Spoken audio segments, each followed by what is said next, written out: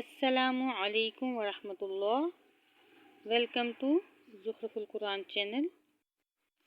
اللہ تعالیٰ قرآن پاک میں فرماتے ہیں، یا ایہا الذین آمنوا ادخلوا فی السلم کافۃ ولا تتبعوا خطوات الشیطان انہ لکم عدو مبین۔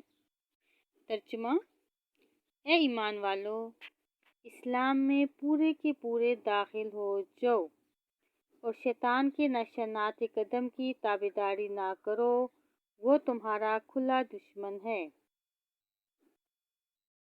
اللہ کے احکام کو بجا لانا اور اس کی منع کی ہوئی چیزوں سے رک جانا ایمان پر موقوف ہے۔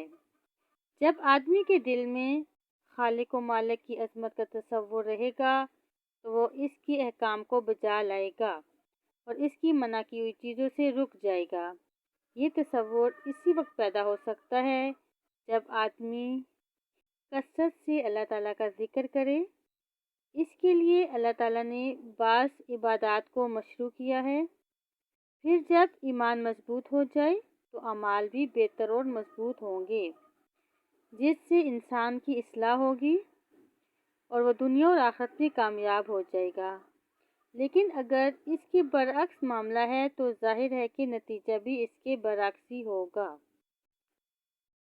اللہ تعالیٰ فرماتے ہیں قرآن پاک میں سورہ احزاب، یا ایہا الذین آمنوا اذکروا اللہ ذکرا کثیرا وسبحوہ بکرۃ واصیلا۔